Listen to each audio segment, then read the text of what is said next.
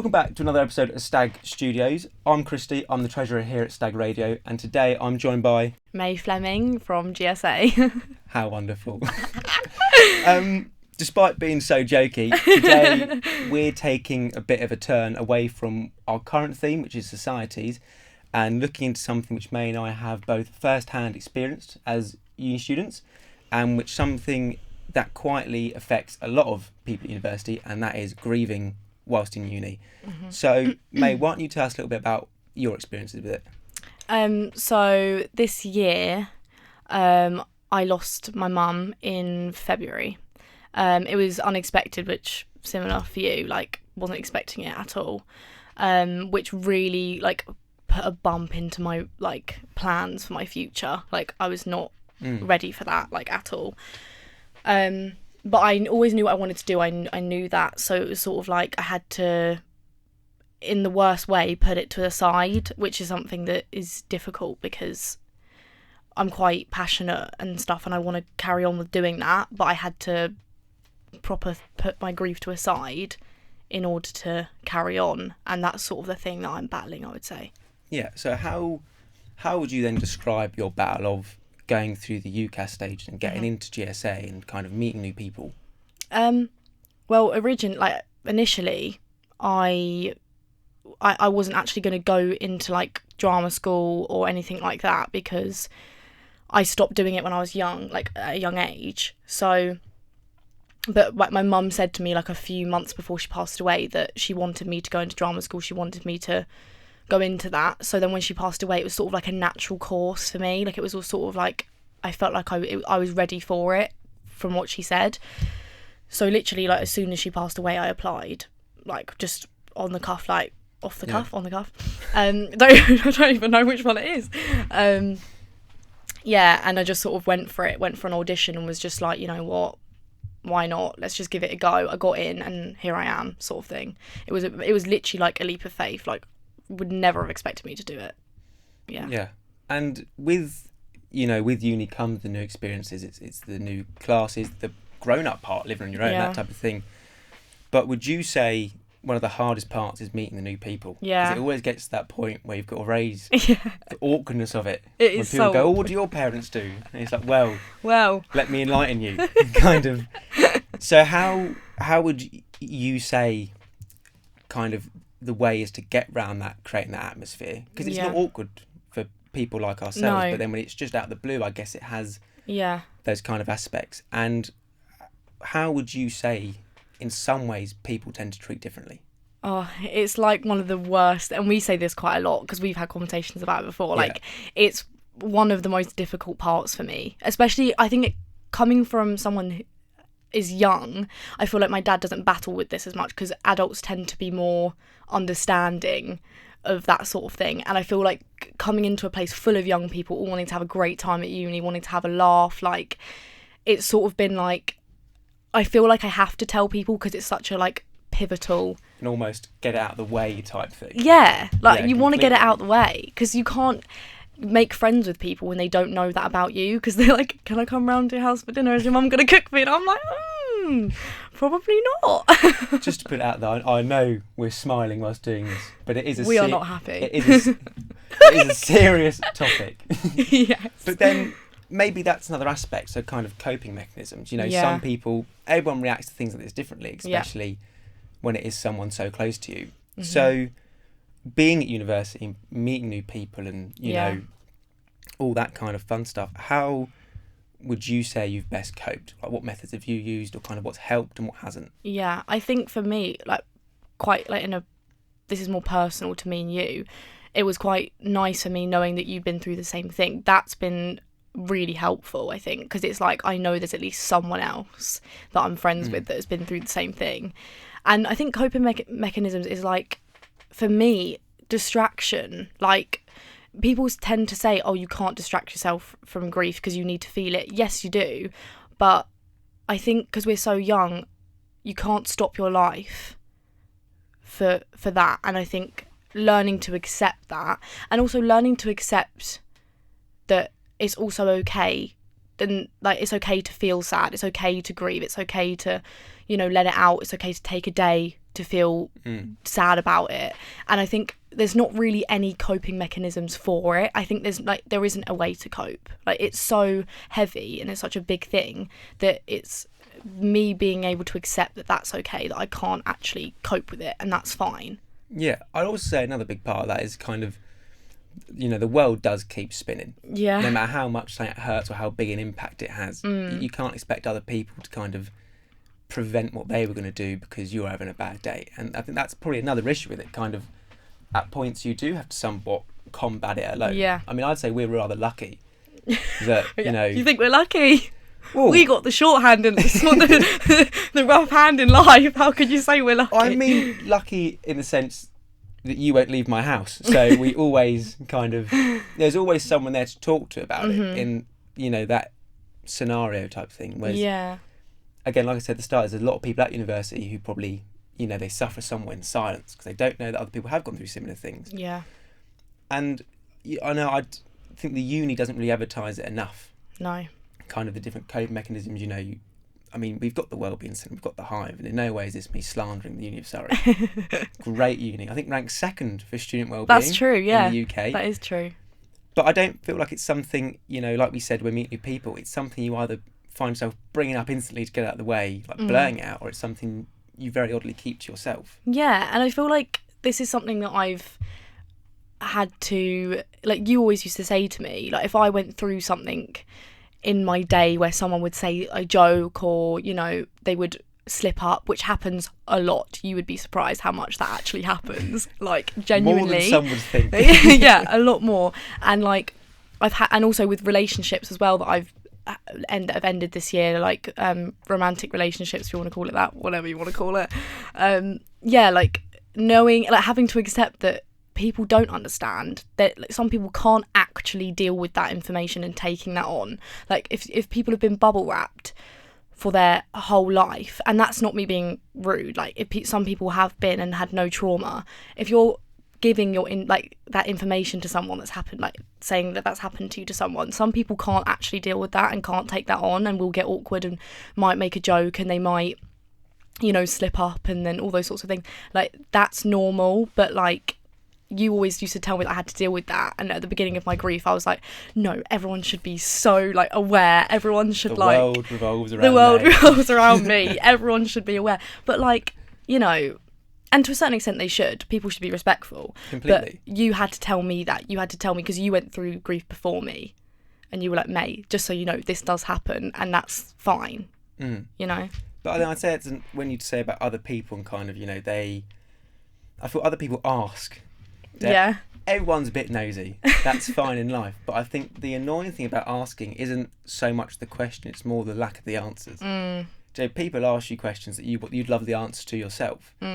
And I think, some people very respectfully ask questions. And when they do and you say, oh, I don't know, they think they've touched a nerve or something. Well, in reality, that isn't the answers. And then I think that goes back to being treated differently, because people kind of suspect that you're being blunt because they brought it up, and then it goes back to this atmosphere being made, and it's just the awkwardness around it.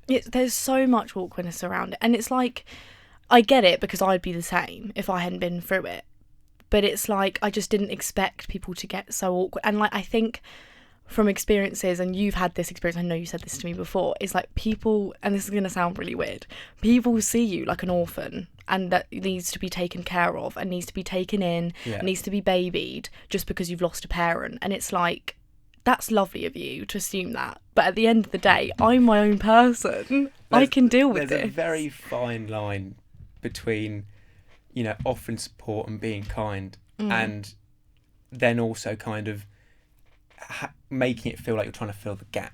Yes. I think the worst one is kind of, you've always got that friend's mum or a friend of your parent who you've lost who always is trying, you get they've got good intentions, but they're coming on too forcefully. And I think that goes, again, links back to the reason of why some people have that feeling of just not telling anyone. Because you don't want that gap to be filled. The gap doesn't need to be filled. It can't be filled. Exactly that. It can't. And it's just, there is just this awkwardness around it. Unless you really get to know someone, you can't just And there's no way just to pop it into conversation. No, you can't. It's impossible. And this is the thing. I feel like that's like when it links back to the uni thing. When you're starting uni and you're meeting people, and in uni you create relationships and friendships very quickly. It's like you're in a different time zone where like everything just happens quicker. From lecture one, you know who your mates with. Yeah, and you're best friends with them. And it's sort of like that was difficult because it was like people that I like barely even knew, and people that hadn't even met my mum. People that haven't even met her, and it comes from a good place, but that's what I've struggled with. People that have barely met her like to talk about it a lot, feel like it's their place to bring it up and talk about it and things like that, and it's sort of like that was difficult because it was like I get defensive, and I get sort of like, that's my grief, this is my mum, you've not met her, why are you feeling like you can bring this up and talk about this? But that's because uni relationships develop so quickly, and that's difficult, and that's something that no one really talks about, I think, because see, that's also a point I'd kind of like to bridge on the whole. Yeah, you haven't met her. I think that's when me and you kind of differ on these points. mm-hmm. You know, when I think of my mum, she was very jokey, very laughy. Yeah. So I think what I let people get away with is kind of to a further extent. But then I'd say it's also because I lost my mum before you did yours, so I'm kind of at a later stage. Yeah. But what I do find interesting, and what we weirdly laugh about quite a bit, we're very jokey in these senses, Yeah. you know. With each other. Just with each other. Was I'd known you for 4 months, Mm-hmm. I'd never met your mum, Mm-mm. and I was sat second row at her funeral. Yes. See, this is like... So what was the process behind that? So, for me, it was like, when I first met you, I knew your mum had passed away. My mum was currently ill at this point.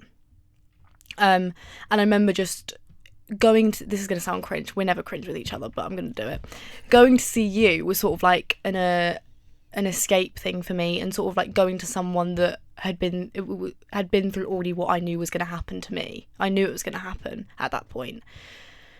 And so going to you was sort of like an escapism, and then we would talk about it, and you would be very open with me, you'd be willing to talk about it and stuff, and you'd give me advice to a certain extent, and that was sort of really nice for me because no one else in my life could do that. So when my mum did eventually pass away 4 months after we'd known each other, it was sort of like a natural thing for me to be like, I need you there for support, and just knowing that you were there and there was someone else in that room that had experienced a similar thing to me that is a friend of mine was really nice for me, and it was just like a really comforting thing.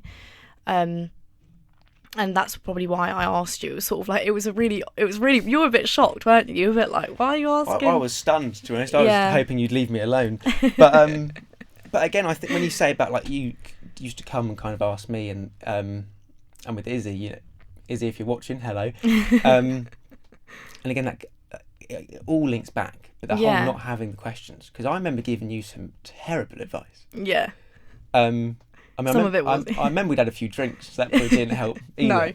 But I do remember like the guilt, because you asked these questions, and at that point, you know, I was kind of like, again, the senior. I mean, you didn't even started the grief process yet, and it was so much like pressure. I haven't a clue what to tell you, because I think this is another thing. People think because you've gone through it, you know about it, you're a genius at it. Yeah.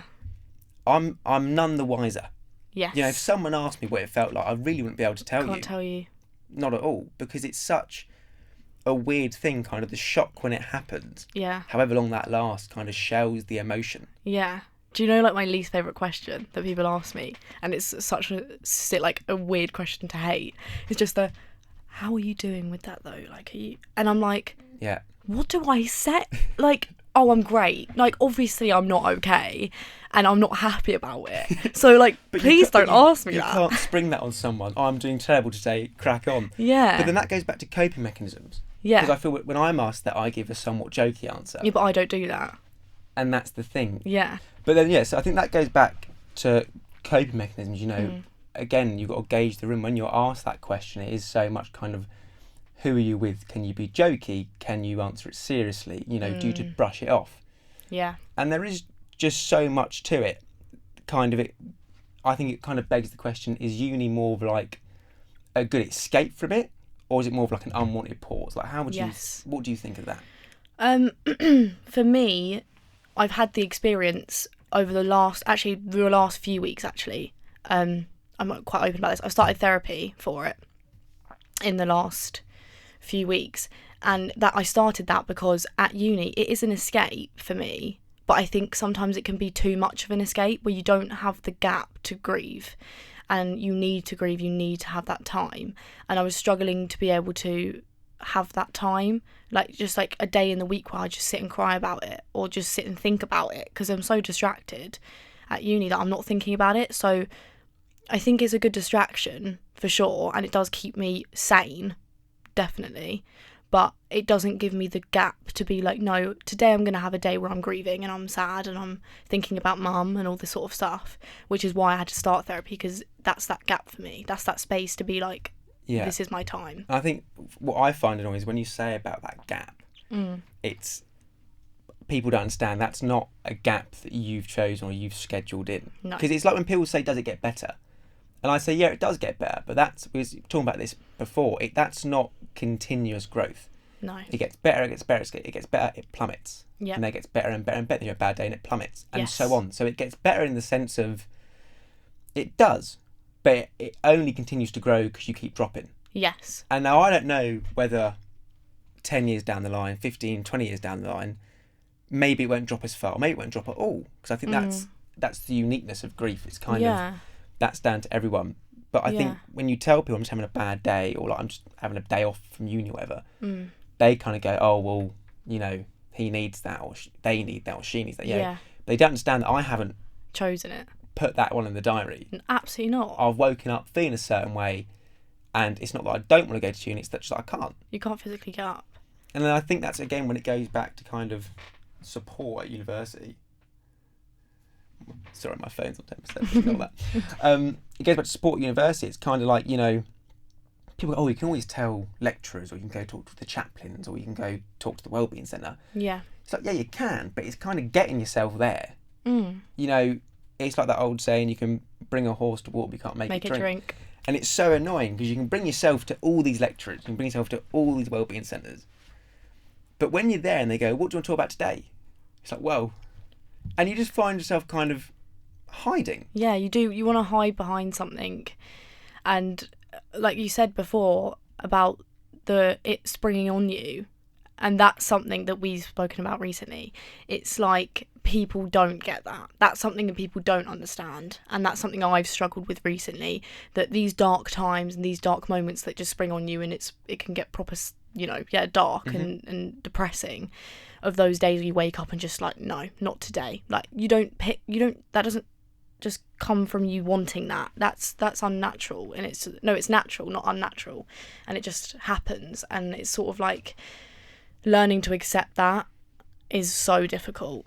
Yeah, and then kind of going from that point, then how would you find the holidays? So I think the difference between me and you is that I have a uni house. I live at uni. I think we know that. I practically live with you. You somewhat have a uni house because you squat in our front room. But how do you find when it is summer, when it is Christmas, and you get those 3 months or 2 months breaks? Yeah. Do you find them days come more regular because you're in your home more often, you're with your family more often, and it sounds cruel, but there's more reminders? Yeah, absolutely. So how would you say them going back to uni? Would you say again it does help? Like what are the pros and cons at grieving at uni? Because I'd say you've got, you know, you do live with your mates, you do have a laugh, those moments don't stop, but I think it makes those down days hit so much harder. That's so true. And that's the thing, people do say that as well. They say, does being at home, like with your family, does that remind you of those dark times and all that sort of thing, and wouldn't you rather be at uni? It's like, yeah, like when I do go home and spend time with my family, it does remind me of my mum. But I always say to my dad all the time, I'm always like, and he says to me, it's nice to be in that environment at home, because you are being reminded of it, you are being reminded of the dark times, but in a nice way, you know. That's where my mum was, that's how I see her, you know. It's the last thing I have of her, you know. And it's also, again, we talk about people not getting, but it's who better to understand. You know, I've got 3 older siblings, so who better to understand than them?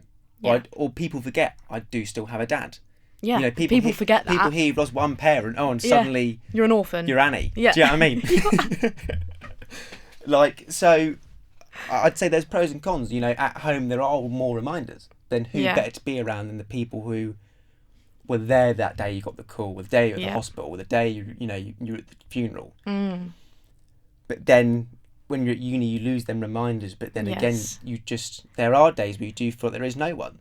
100%. Like, I think, and also going on from you saying that people think that you're an orphan, actually, some people actually think that having family still is an automatic thing to be like that, then you're fine.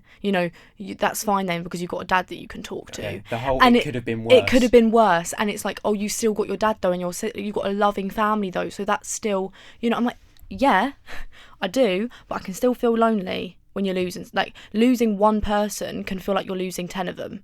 Yeah, I mean, if you had £1 million and someone nicked 900 grand, you wouldn't go, well, I've still got 100. Do you know what I mean? You'd be fuming. And that's this is like you said, people do go, well, at least you've still got your dad, you've still got your siblings. Like, yeah, I do, and I'm really grateful for that. But just like, other people can't fill that void, they're not going to fill that void. Nope. Because their job is my siblings, their job is my nan and granddad, their job's my father. Yeah. Their job isn't, well, succession. No. And it's just people just don't understand. But it's no fault of their own. No, it's not their fault. I don't think I fully understand what the hell's going on. So true. Do you know what I mean? I do think, like, what is happening?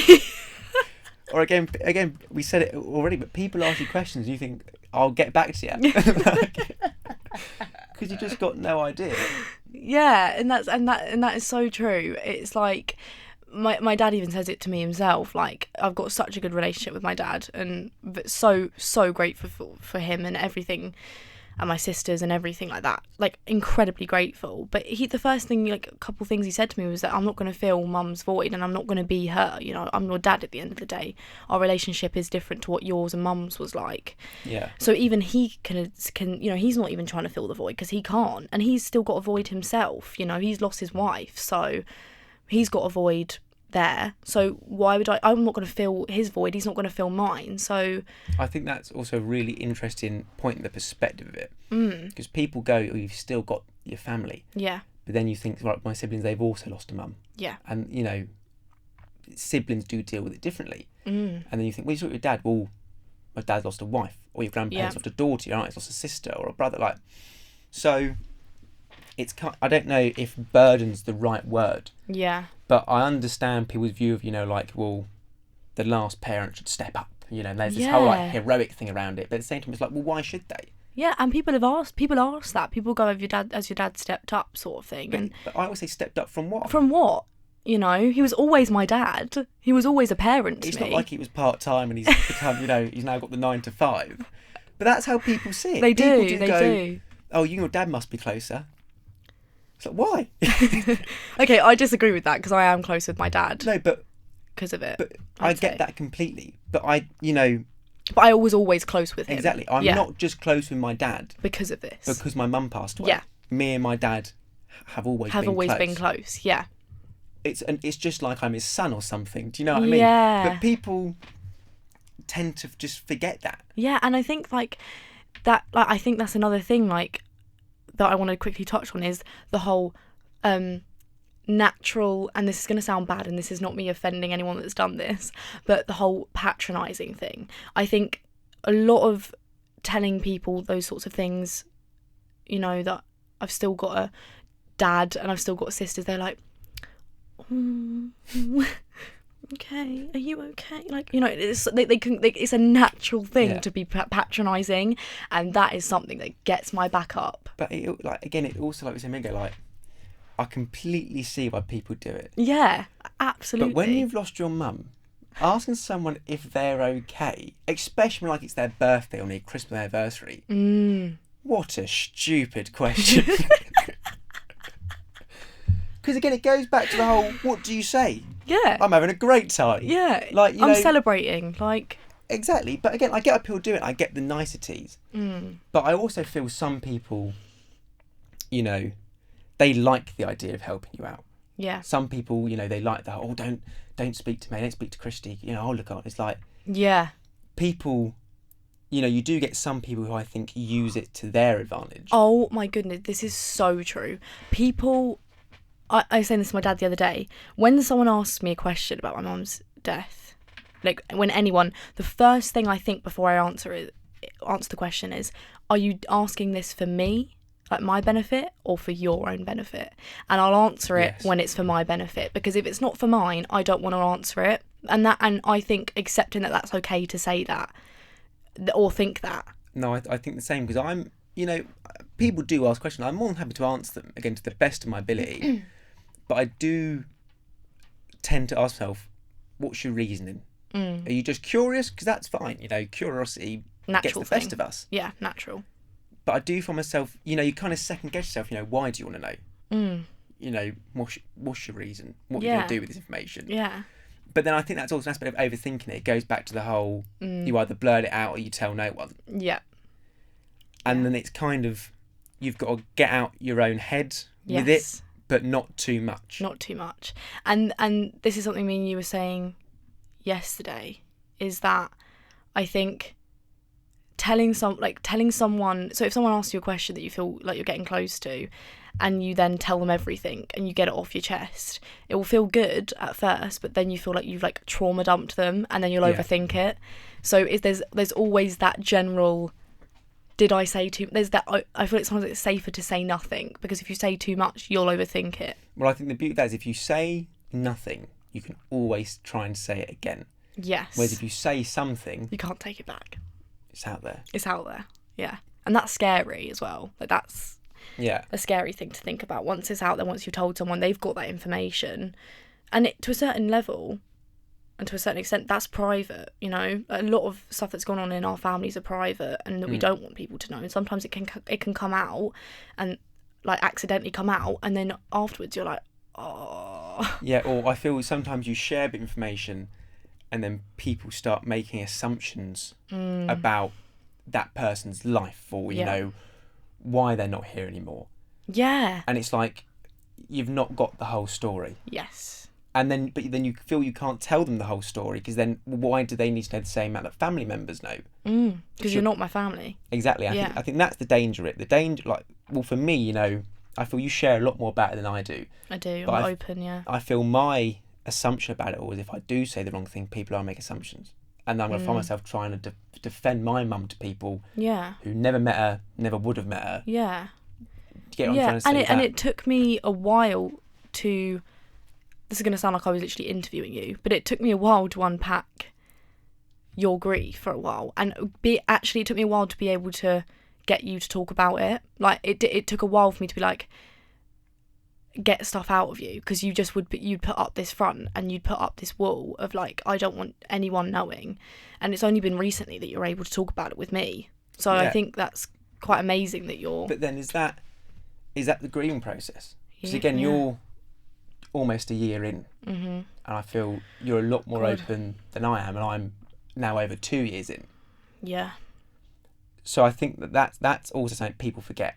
Just because one person who's gone through it shares everything doesn't mean the other person is. Yeah. And everyone's different. Just because we've gone through the same thing doesn't mean me and you are going to deal with it the same way. Completely. Yeah. 100%. Yeah. And with that, I think that is it's a wrap. So thank you so much for watching. If anything we have said in today's episode has caused any upset, there will be all links in the description for support at the University of Surrey, and for some more universal ones for members who are watching who aren't at the university. This is merely just a conversation between friends. Don't take any of this as factual. Everyone deals with grief differently, and that really is the beauty of grief. 100%. We've just chosen to express our views with it. You can probably tell we're a bit more jokey with it. That's just the way we do it. But everyone's different. So with that, thank you so much for watching. Thank you.